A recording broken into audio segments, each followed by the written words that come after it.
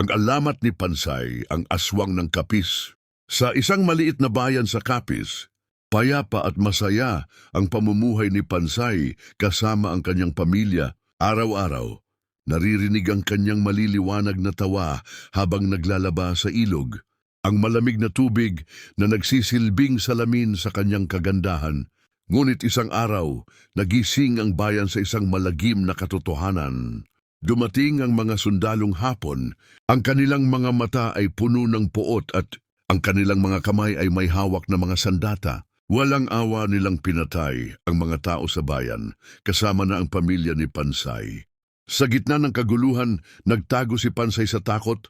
Ang kanyang puso ay puno ng sakit at galit. Sa kanyang pagtatago sa bundok, naging malupit ang kalikasan sa kanya. Gutom at pagod, napilitan siyang lumabas sa kanyang pinagtataguan. Sa kasamaang palad nakita siya ng mga Hapon. Ang mga demonyo, walang awa ay ginahasa si Pansay. Nahimatay siya sa sakit at kahihiyan. Nang magkamalay, nasa isang kubo na siya. Isang matanda ang nag-aalaga sa kanya. Ngunit ang matanda ay hindi ordinaryo. Siya ay isang aswang, isang nilalang na kumakain ng laman ng tao. Alam kong gusto mong mabuhay, sabi ng matanda. Ang pagiging aswang ang tanging paraan para magkaroon ka ng lakas upang mabuhay at makaganti sa mga Hapon. Kahit labag sa kanyang kalooban, pumayag si Pansay. Sa pamamagitan ng pagiging aswang, nakakuha siya ng lakas at bilis na kailangan niya upang labanan ang mga Hapon. Sa takip ng gabi, lumilipad si Pansay sa himpapawid. Ang kanyang mga mata ay nagniningning sa galit. Isang-isa niyang pinapatay ang mga Hapon. Ang kanyang galit ay nagbibigay sa kanya ng lakas upang manghuli. Sa bawat kaluluwang kinuha, tumataas ang kanyang kapangyarihan.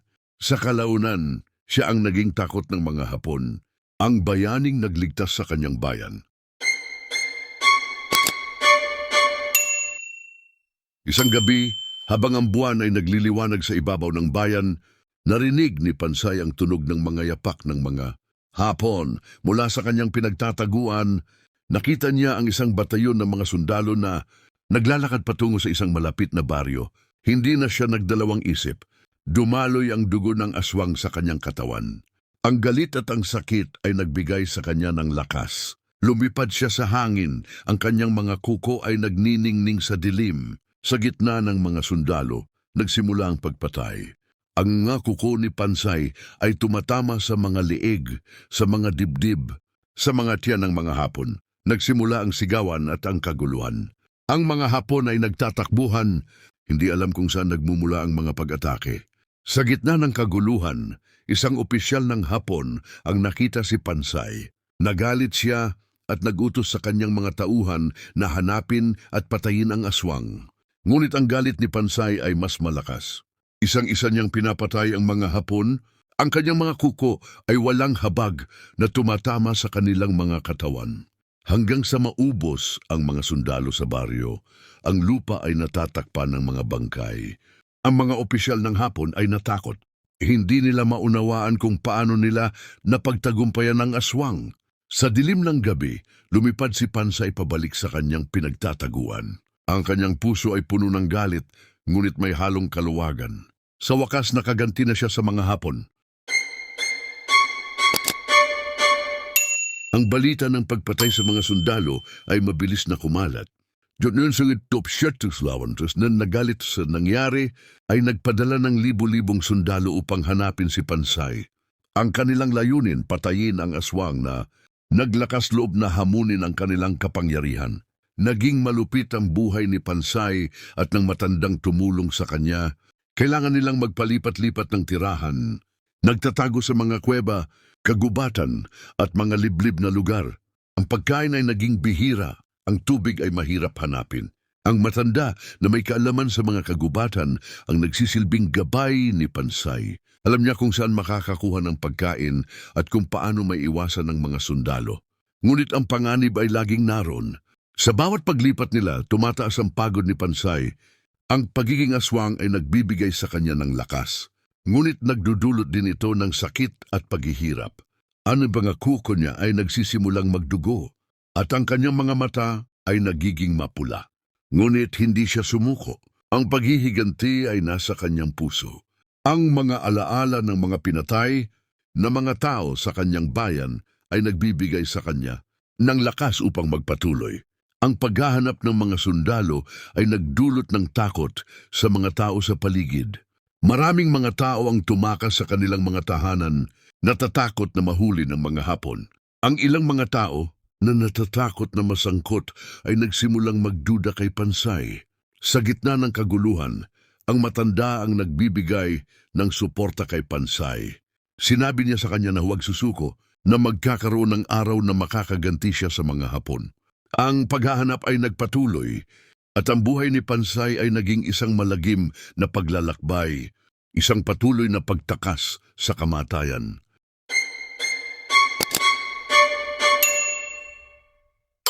Sa gitna ng kanilang pagtakas, nakita nila ang isang maliit na kubo na nakaupo sa gilid ng isang kagubatan. Ang usok mula sa chimenea ay nagpapahiwatig ng buhay sa loob. Nagpasya silang humingi ng tulong. Nang makalapit sila, nakita nila ang isang matandang lalaki na nakaupo sa may pintuan. Ang kanyang mga mata ay nagniningning sa karunungan at ang kanyang mukha ay puno ng mga guhit ng buhay. Siya ang albularyo si Barudoy, nakilala sa buong paligid dahil sa kanyang mga kapangyarihan. Magandang hapon, bati ng matanda. Ano ang nagdadala sa inyo sa aking kubo? Ipinaliwanag ni Pansay ang kanilang kalagayan, ang pagkamatay ng kanyang pamilya, ang kanyang pagiging aswang at ang paghahanap sa kanya ng mga Hapon. Ang matanda ay nakinig ng mahinahon. Nang matapos si Pansay, ngumiti ang albularyo. Alam kong may mabuti kang kalooban, Pansay, sabi niya. Kahit na ikaw ay isang aswang, nakikita ko ang iyong pagmamahal sa iyong bayan. Hindi madali ang pagsasama nila. Ang albularyo at ang aswang, dalawang nilalang na may iba't ibang kapangyarihan, ay nagkakaroon ng hindi pagkakaunawaan. Ang matandang albularyo ay hindi nagtitiwala sa mga aswang, ngunit nakita niya ang kagandahan at ang pagiging matapat ni Pansay. Maraming gabi silang nag-uusap, nagbabahagi ng kanilang mga kwento at karanasan. Natuto si Pansay ng marami tungkol sa mga kapangyarihan ng albularyo at ang albularyo ay natuto ng marami tungkol sa pagiging aswang. Sa kanilang pagsasama, nagsimulang maunawaan ni Barudoy ang tunay na katauhan ni Pansay. Nakita niya ang pagmamahal niya sa kanyang bayan, ang kanyang pagnanais na maghiganti sa mga Hapon at ang kanyang kagustuhan na makatulong sa iba. Isang araw, matapos ang maraming linggo ng pagsasama, nagpasya si Barudoy na sabihin kay Pansay ang nalalaman niya tungkol sa kanyang tunay na katauhan. Pansay, sabi niya, ang kanyang mga mata ay nagniningning sa liwanag. May isang bagay na kailangan mong malaman.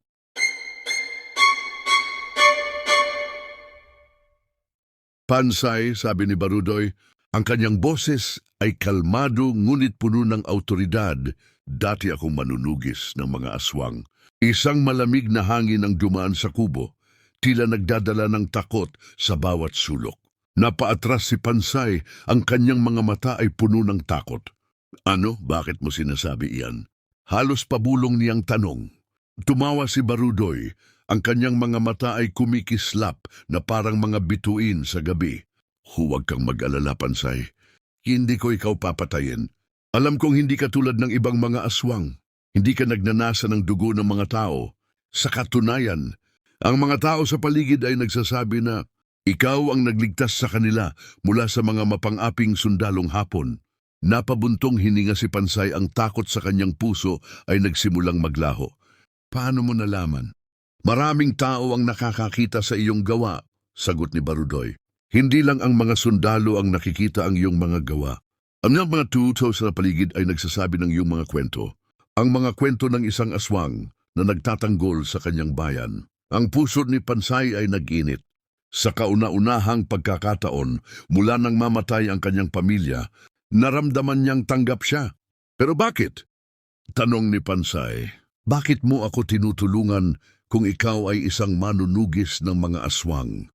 Dahil nakikita ko ang iyong mabuting puso, Pansay, sagot ni Barudoy.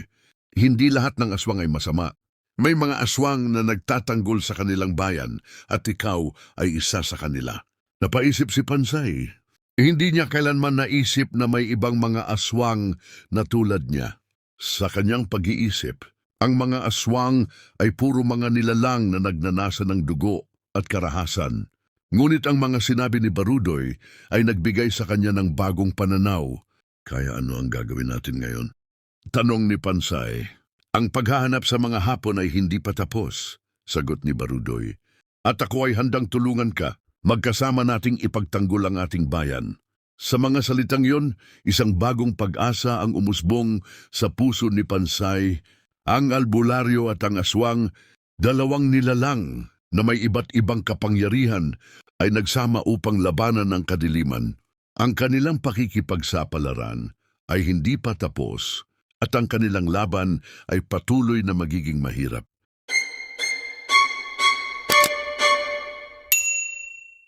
Sa kubo ni Barudoy nagsimula ang pagsasanay ni Pansay. Bagamat mayroon siyang kapangyarihan bilang isang aswang, kailangan niyang matutunan kung paano kontrolin ang kanyang sarili. Ang kanyang galit, na siyang nagbibigay sa kanya ng lakas, ay maaari ring maging sanhi ng kanyang pagkasira. Ang galit ay isang malakas na kapangyarihan.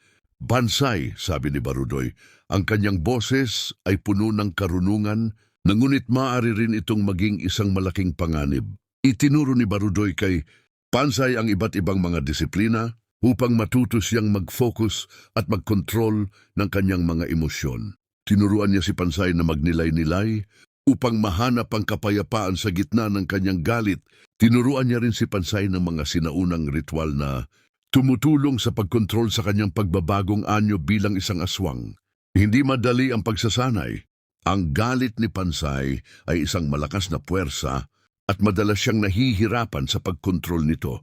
Maraming gabi siyang nagigising na puno ng pawis at takot. Ang kanyang mga kuko ay nagsisimulang lumabas at ang kanyang mga mata ay nagniningning sa galit. Ngunit si Barudoy ay palaging naroon upang tulungan siya. Sinabihan niya si Pansay na huwag susuko, na ang pagsasanay ay isang mahabang proseso at nakakailanganin ng pasensya at determinasyon. Ang mga hapon ay mapanlinlang, sabi ni Barudoy, at madali silang manlinlang. Kung hindi mo makontrol ang iyong galit, malalagay ka sa panganib. Maari silang gumawa ng mga bitag para sa iyo at maari kang mahuli. Naunawa ni Pansay ang mga salita ni Barudoy. Kailangan niyang maging matalino at maingat. Hindi siya maaring magpadalos-dalos sa kanyang mga desisyon. Kailangan niyang gamitin ang kanyang mga kapangyarihan ng may katalinuhan at pag-iingat. Kaya ano ang gagawin ko? Tanong ni Pansay. Magtiwala ka sa iyong puso, Pansay, sagot ni Barudoy. At tandaan, ikaw ay isang mandirigma. Ikaw ay isang aswang na nagtatanggol sa kanyang bayan. Sa mga salitang iyon, nagsimula ng maglakbay si Pansay sa isang bagong landas. Ang landas ng pagkontrol, ng pag-iingat at ng pananampalataya. Ang landas ng isang mandirigma na may isang layunin upang iligtas ang kanyang bayan mula sa mga mapang-aping sundalong Hapon.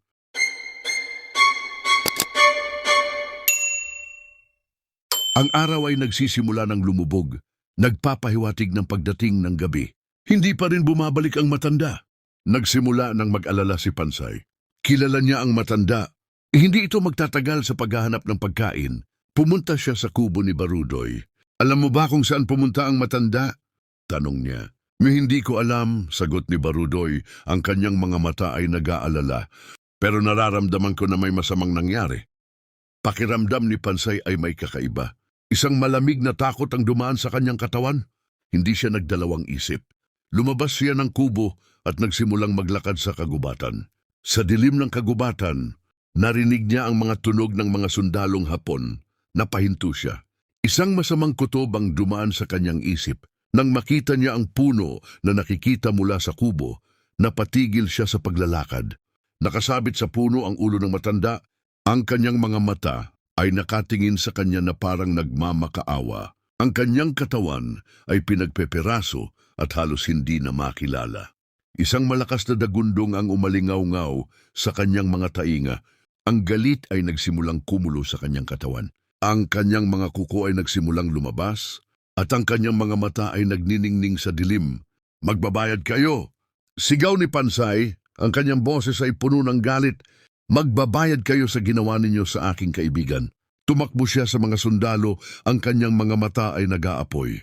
Ang kanyang mga kuko ay nagsimula ng magtaga sa mga katawan ng mga sundalo na nagdudulot ng kaguluhan at takot.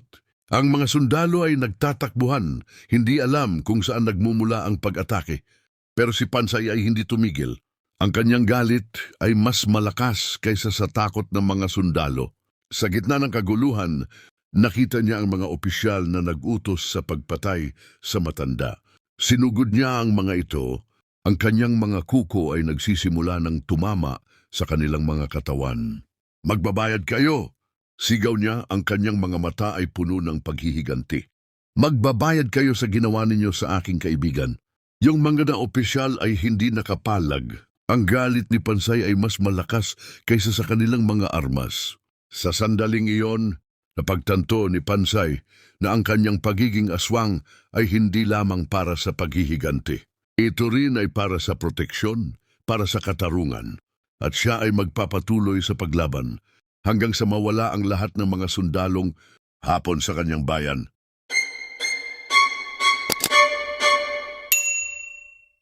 Kahit na marami ng sundalo ang napatay ni Pansay, hindi pa rin niya maalis ang sakit at paghihinagpis sa kanyang puso. Ang pagkamatay ng matanda ay nag-iwan ng malaking lungkot sa kanya. Parang isang bahagi ng kanyang sarili ang nawala.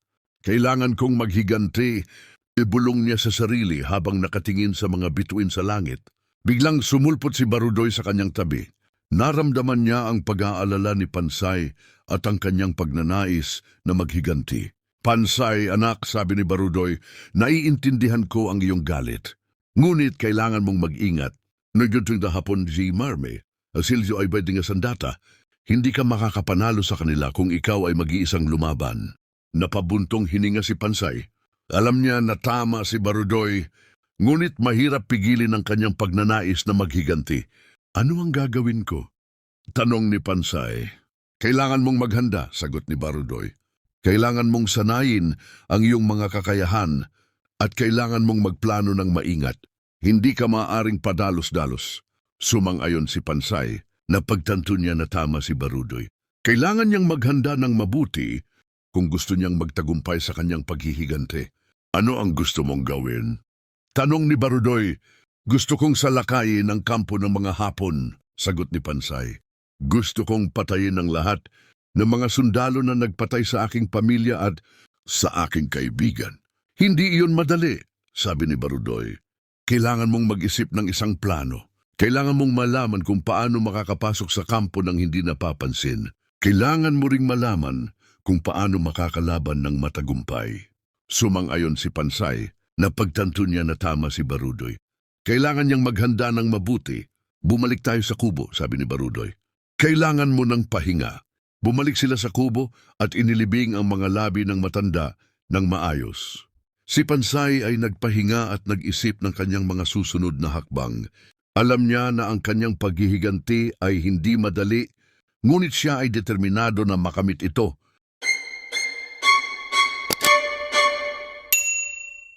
Isang umaga, habang nakatingin si Barudoy sa malungkot na si Pansay na nakaupo sa upuang kawayan, naramdaman niya ang sakit at paghihinagpis na nararamdaman ng dalaga. Ang mobdengay Darin Megarom ay nag-iwan ng malalim na marka sa kanyang puso. Lumapit si Barudoy na kay Pansay at marahang inilagay ang isang kamay sa kanyang balikat. Pansay, anak, sabi ni Barudoy, alam kong mahirap ang pinagdadaanan mo, pero hindi ka nag-iisa. Nandito ako para tulungan ka. Hindi labas ni Barudoy ang isang maliit na anting-anting mula sa kanyang bulsa. Gawa ito sa kahoy at may nakaukit na mga simbolo na hindi maintindihan ni Pansay. Ito ay isang espesyal na anting-anting, paliwanag ni Barudoy. Kayang magpalit ng anyo ang nagsusuot nito. Maaari kang maging sinuman ang gusto mo. Nagtaka si Pansay. Paano naman? Tanong niya. Hindi ko alam kung paano ito gumagana, sagot ni Barudoy. Pero alam kong makakatulong ito sa iyo. Ang mga sundalong Hapon ay mahilig sa mga babae. Maaari mong gamitin ang anting-anting upang magpalit ng anyo at makalapit sa kanila. Pagkatapos maaari mo na silang patayin. Napaisip si Pansay. Hindi niya alam kung paano niya gagamitin ang anting-anting, Pero alam niyang ito ay magiging isang malaking tulong sa kanya. Maghahanda ako sa susunod na linggo sa kabilugan ng buwan, sabi ni Pansay. Simulan ko na ang paghihiganti ko. Maganda iyan, sabi ni Barudoy. Pero kailangan mo munang magsanay. Matuto kang magpalit ng anyo, matuto kang maglinlang, matuto kang gumamit ng iyong katawan bilang isang armas. Tumango si Pansay. Handa na siyang maghiganti. Handa na siyang patayin ang lahat ng mga sundalong Hapon na nagpatay sa kanyang pamilya at sa kanyang kaibigan. Magpalakas ka muna, sabi ni Barudoy, at magsanay ng mabuti. Sa susunod na linggo, ang mga sundalong Hapon ay makakatagpo ng kanilang katapusan.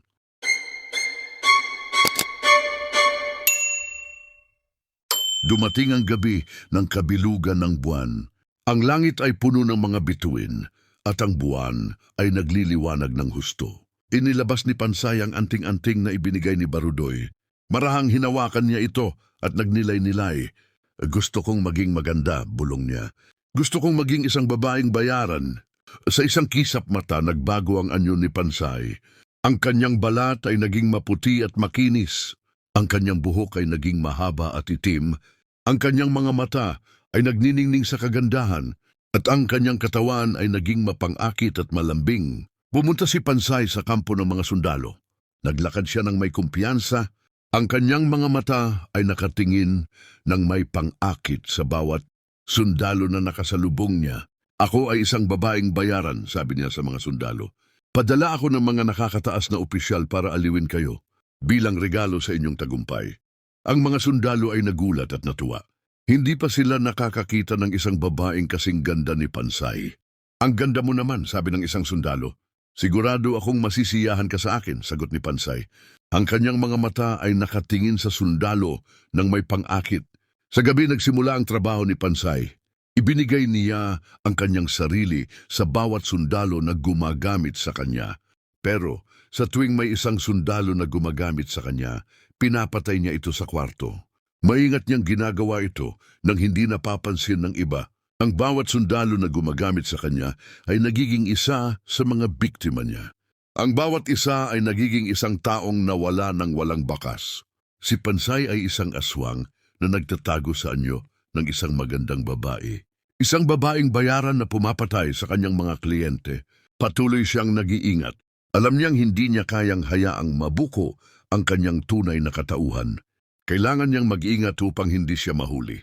Dahil alam niya na ang bawat gabi na lumilipas ay nagdadala sa kanya ng mas malapit sa kanyang layunin, ang paghihiganti sa mga sundalong Hapon na nagpatay sa kanyang pamilya at sa kanyang kaibigan.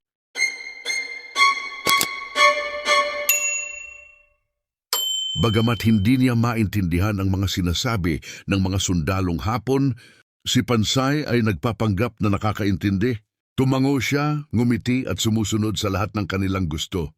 Sa bawat gabi, unti-unti niyang nababawasan ang bilang ng mga matataas na ranggong sundalong Hapon sa kampo. Sa kubo ni Barudoy, ang matanda ay nakahiga sa kanyang kama. Ang kanyang mga mata ay nakasara. Ngunit ang kanyang isip ay abala. Nararamdaman niya ang takot, ang kaba at ang pag-aalala. Alam niyang may mali. Alam niyang hindi normal ang mga nangyayari sa kampo ng mga Hapon. Bigla siyang napabangon at naglakad papunta sa bintana. Tiningnan niya ang malayo. Ang kanyang mga mata ay naghahanap ng anumang senyalis ng panganib. Napabuntong hininga siya. Hindi niya mawari kung ano ang nangyayari. Pero alam niyang may isang bagay na hindi tama. Pansay, bulong niya sa sarili. Sana ay nag-iingat ka. Nararamdaman niya na si Pansay ay nasa panganib. Alam niyang hindi siya dapat mag-isa sa kanyang paghihiganti. Kailangan niyang puntahan si Pansay. Kailangan niyang tiyakin na ligtas siya. Pero paano? Paano siya makakarating sa kampo ng mga Hapon nang hindi napapansin?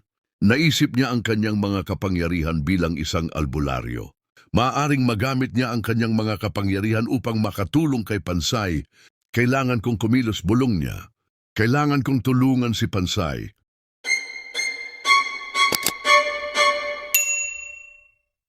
Sa loob ng kampo ng mga Hapon, isang matipunong sundalo ang nagtungo sa kwarto ni Pansay.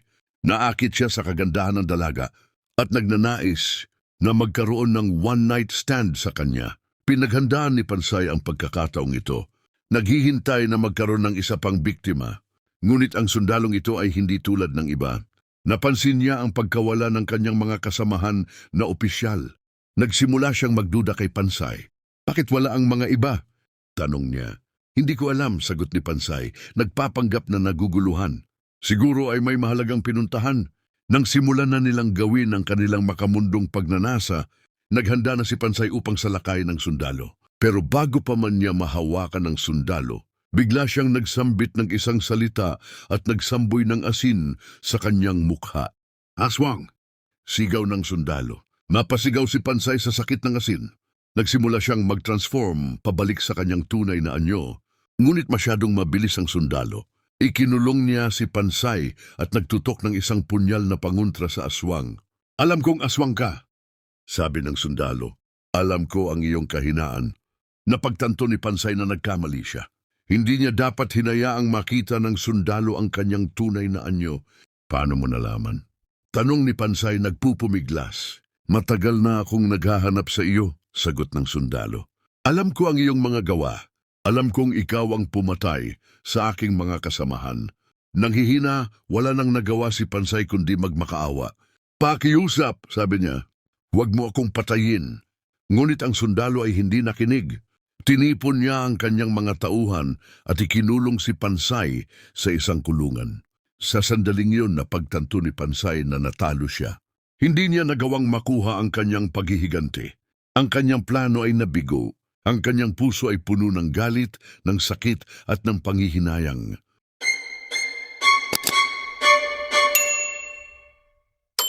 Habang nakakulong si Pansay, nagkagulo ang mga sundalong hapon sa labas. Bigla silang sinugod ng mga bubuyog, nagsisimula ng tumama ang mga karayom ng mga ito sa kanilang mga katawan. Nagsimula silang magtakbuhan, nagtatago sa mga puno at sa mga kubo, sinusubukan nilang makaiwas sa mga bubuyog. Sa gitna ng kaguluhan, biglang sumulpot si Barudoy sa kubo kung saan nakakulong si Pansay. Nakahawak siya sa isang maliit na kahon at ang kanyang mga mata ay nagniningning sa liwanag. Pansay, anak, sabi niya, narito na ako para iligtas ka. Sa isang kisap mata, pinutol ni Barudoy ang tali na nagkukulong kay Pansay. Paano mo nagawa ito? Danong ni Pansay nagtataka. May kapangyarihan akong pasunurin ng mga insekto, paliwanag ni Barudoy. At ginamit ko iyon upang makalabas ka sa kulungan. Tumakbo sila palayo sa kampo, habang ang mga sundalong hapon ay abala sa pag-iwas sa mga bubuyog. Paano mo nagawa iyon? Ulit ni Pansay, hindi pa rin makapaniwala sa nangyari. Matagal na akong nakikipag-usap sa kalikasan, sagot ni Barudoy. Ang mga insekto ay aking mga kaibigan. Tumingin si Pansay sa paligid. Ang mga bubuyog ay lumilipad sa paligid nila, ngunit hindi sila tinutusok. Parang may invisible shield na nagpoprotekta sa kanila. Pero bakit? Tanong niya. Bakit mo ako tinulungan? Dahil ikaw ay isang bayani, Pansay, sagot ni Barudoy.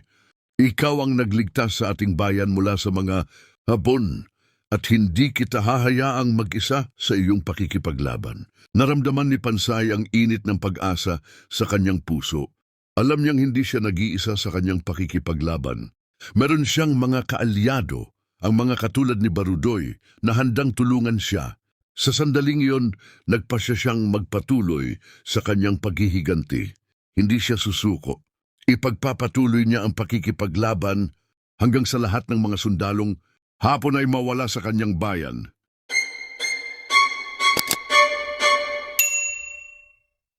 Ang labanan sa kampo. Dumating ang araw ng paghihiganti. Handa na si Pansay at si Barudoy. Nakaisip sila ng isang matinding plano upang talunin ang mga sundalong Hapon. Kumuha si Barudoy ng mga balat ng saging at pinutol ang mga ito ayon sa sukat ng tao. Ginamit niya ang kanyang mga kapangyarihan upang bigyan ng buhay ang mga balat ng saging at naging mga tao na nagsasalita ng wikang Hapon. Ang mga ilusyon na ito ay hindi maaaring patayin ng mga sundalong Hapon dahil mga ilusyon lamang sila. Samantala nagpalit ng anyo si Pansay. Naging isang aswang siya, may pakpak at matutulis na kuko. Lumipad siya sa ere at nagsimulang mag-atake sa mga sundalong Hapon. Pinapatay ang bawat isa na makita niya. Si Barudoy naman ay nagsimulang maglakad sa kampo. Pinupuntirya ang bawat kubo at sinusunog ang mga ito. Gamit ang kanyang mahiwagang itak, pinuputol niya ang leeg ng bawat sundalong nakikita niya. Nagsimula ang labanan. Ang mga sundalong Hapon ay nagtataka sa mga ilusyon na lumalaban sa kanila at natatakot sila sa aswang na lumilipad sa ere. Ngunit may isang sundalo na hindi natakot. May suot siyang medalyon na nakakapigil sa mga ilusyon ni Barudoy. Agad siyang tumakbo papunta kay Barudoy at naghagis ng isang net. Nahilo si Barudoy dahil sa kapangyarihan ng medalyon at nahuli siya sa net. Tumawa ang sundalo. Alam kong andito ka, Pansay, sabi niya, at ginamit kita bilang hostage. Biglang nagpakita si Pansay na nasa anyong tao na. Barudoy!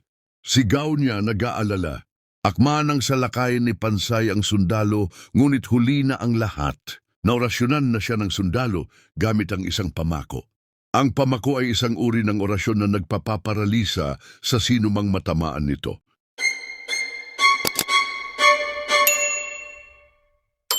Pinahirapan ng sundalong Hapon ang dalawa. Hinagupit niya sila ng latigo, nagdudulot ng matinding sakit sa kanilang mga katawan. Nanghihina na ang dalawa. Halos mawalan na sila ng hininga, pero andun pa rin ang determinasyon na magtagumpay at makatakas. Ngunit paano gayong nakatali sila? Maya-maya, tumalikod ang sundalo at nagsalita ng salitang Hapon gamit ang radyo.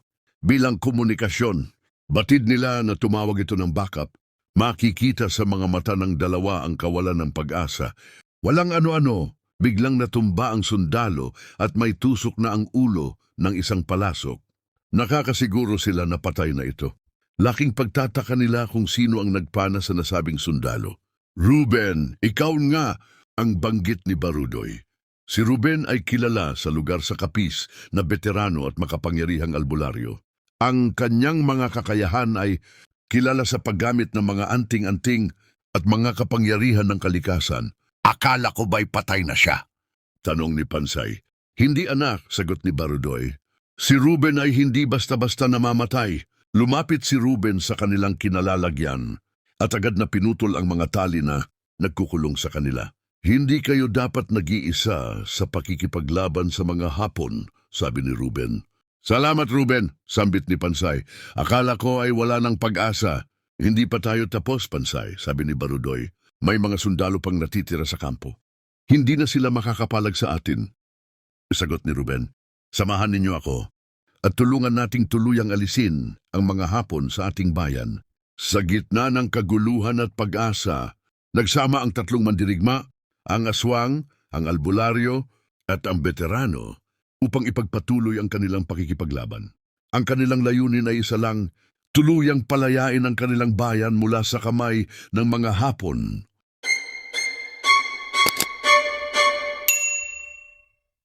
Bagamat hindi man naubos tuluyan ng mga Hapon, sa lugar ng Capiz at Iloilo, nagapi silang lahat. Nagtagumpay ang laban ng tatlo sa kanilang lugar. Naging alamat ang kasaysayan ni Pansay at ang pagtulong ni Barudoy at Ruben. Madami pang labanan ang nangyari, lahat iyon ay napagtagumpayan nila. Patunay ito na kung magkaisa at hindi nagpapadalos-dalos sa laban, talagang magtagumpay. Sa tagal ng panahon nagkahiwalay sila. Si Pansay ay napadpad sa Mindanao, sa probinsya ng Zamboanga, Sibugay. Nakilala niya ang isang mabait na lalaki at nagkaroon ng isang masayang pamilya. Mapayapa ang pamumuhay nila at nagkaroon siya ng anak. Kahit na aswang pa rin siya, naging simbolo si Pansay ng tapang at kagitingan. Kilala siya bilang bayaning aswang ng panahon ng Hapon. Ang kanyang kwento ay naglalakbay sa bawat sulok ng Pilipinas. Nagpapaalala sa mga tao na kahit na sa gitna ng kadiliman, ang pag-asa at ang pagmamahal sa bayan ay laging mananaig. Ang kanyang pagiging aswang ay hindi na naging isang dahilan para takutin ang mga tao. Sa halip siya ay naging isang simbolo ng pag-asa at kagitingan. Ang kanyang kwento ay nagpapakita na ang tunay na kapangyarihan ay hindi nakasalalay sa anyo o lahi, kundi sa kabutihan ng puso at sa pagnanais na ipagtanggol ang tama. At kahit na siya ay nag-iisa na ngayon, ang kanyang alaala ay nananatiling buhay sa bawat puso ng mga Pilipinong nagtanggol sa kanilang bayan.